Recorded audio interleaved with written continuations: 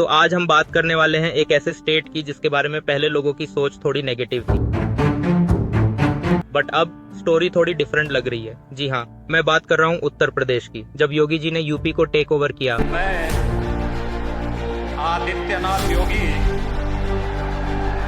ईश्वर की शपथ लेता हूँ कि तब से लेकर अब तक क्या सच में कुछ बड़ा बदलाव आया है? चलो देखते हैं। फेज 1, इंफ्रास्ट्रक्चर का रेवोल्यूशन। रिमेंबर, कुछ साल पहले यूपी को लेकर क्या परसेप्शन था? पॉलिटिक्स, लॉलेसनेस और डेवलपमेंट तो बस एक मजाक जैसा था, ग्राउंड पे कुछ दिखता ही नहीं था। लेकिन जब योगी आदित्यनाथ ने सीएम की कुर्सी संभाली तो सबसे पहला बड़ा चेंज दिखा इंफ्रास्ट्रक्चर में। पहले बुलडोजर सिर्फ हेडलाइंस में था, इलीगल कंस्ट्रक्शंस गिराने के लिए। लोग कहते थे ये सिर्फ बुलडोजर चलाएंगे क्या, बट फिर एक्सप्रेसवेज की बातें शुरू हुई और सिर्फ बातें नहीं थी, वो बनने भी लगे। Purvanchal expressway, Ganga expressway, Bundelkhand expressway, ये सिर्फ कंक्रीट के रास्ते नहीं हैं, ये एक नई कहानी के रास्ते हैं। जहां पहले एक डिस्ट्रिक्ट से दूसरे डिस्ट्रिक्ट जाने में 6-7 घंटे लग जाते थे, अब वही सफर 2-3 घंटे में पूरा हो जाता है। इससे सिर्फ ट्रैवल ही नहीं, पूरे स्टेट की इकोनॉमी रिवाइव होने लगी है। और सिर्फ रोड्स ही नहीं, एयरपोर्ट्स भी।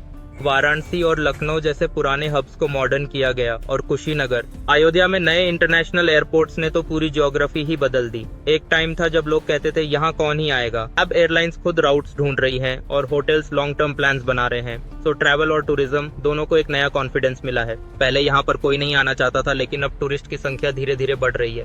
फेज 2, धर्म, कानून और इन्वेस्टमेंट। इंफ्रास्ट्रक्चर के बाद एक और स्मार्ट मूव देखा गया, रिलीजन को इकोनॉमी से जोड़ा गया। अयोध्या, काशी, मथुरा, ये अब सिर्फ रिलीजियस स्पॉट्स नहीं, कमर्शियल हॉटस्पॉट्स भी बन चुके हैं। घाट्स की सफाई हो, इलेक्ट्रिफिकेशन हो या सिक्योरिटी, यूपी गवर्नमेंट ने इसे सिर्फ रिस्पॉन्सिबिलिटी नहीं, एक इन्वेस्टमेंट अपॉर्चुनिटी की तरह देखा है। बनारस, जो कभी कंजेस्टेड और अनमैनेज सिटी था, आज इल्यूमिनेटेड घाट्स और वाइडर कॉरिडोर्स के लिए जाना जाता है।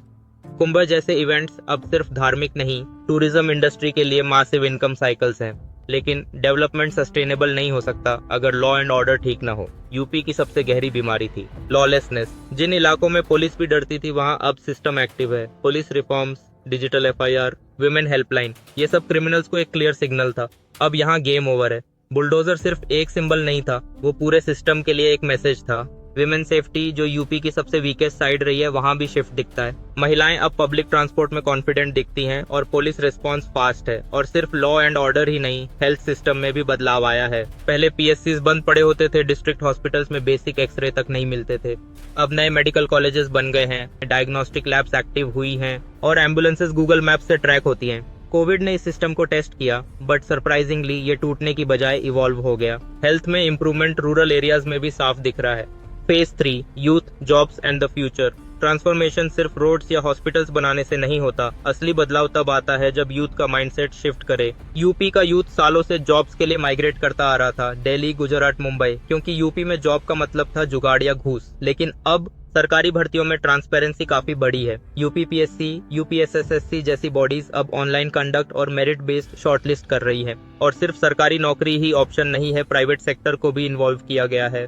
इंडस्ट्रियल जोन्स और आईटी पार्क्स बनाए गए हैं। लखनऊ, नोएडा, कानपुर जैसे शहरों में स्टार्टअप्स धीरे धीरे पनप रहे हैं। लोकल आर्टिसंस को GI tag, e commerce access और ट्रेनिंग सपोर्ट मिल रहा है। इन्वेस्टमेंट की बात करें तो जो कंपनीज पहले यूपी में प्लांट लगाने की सोचती भी नहीं थी, अब वो लाइन में हैं। नोएडा और ग्रेटर नोएडा अब दिल्ली के सैटेलाइट सिटीज नहीं, बल्कि फुल फ्लेज्ड इंडस्ट्रियल हब्स बन चुके हैं। सैमसंग, माइक्रोसॉफ्ट जैसे बड़े नेम्स यहाँ इन्वेस्टमेंट कर चुके हैं। जेवर एयरपोर्ट ने तो पूरी इकोनॉमिक्स ही बदल दी है। Conclusion, questions remain, but change is undeniable. Of course her progress के साथ कुछ कॉम्प्रोमाइजेस भी आते हैं। कुछ क्रिटिक्स अब भी सवाल उठाते हैं कि क्या ये बदलाव सिर्फ सरफेस लेवल हैं या सिस्टम डेप्थ में भी बदला है। क्या ये डेवलपमेंट थ्रू सप्रेशन है?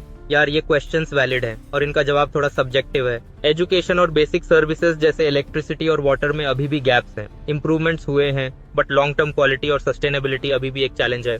लेकिन एक बात से कोई इनकार नहीं कर सकता, यूपी ने अपनी आइडेंटिटी बदल दी है। जो स्टेट पहले कभी नेगेटिव लिस्ट में गिना जाता था, वो अब पीएम की स्पीच में एक एग्जाम्पल बन गया है। पॉलिटिकल स्टेबिलिटी और गवर्नेंस कंसिस्टेंसी ने इमेज को एक लिफ्ट दिया है। अब लोग कहते हैं कि यूपी ने प्रूव कर दिया कि चेंज पॉसिबल है अगर रिस्क लिया जाए तो यार, आपको क्या लगता है, यूपी में कोई बदलाव हुए हैं या नहीं? और 10 साल पहले की यूपी में और आज की यूपी में क्या अंतर है? कमेंट्स में जरूर बताना। I'd love to hear your thoughts। अगर ये वीडियो अच्छी लगी हो तो वीडियो को लाइक और चैनल को सब्सक्राइब करना ना भूलें। ऐसी मजेदार वीडियोस आपको हर वीक यहाँ पर मिलेंगी। चलो मिलते हैं अगले वीडियो में।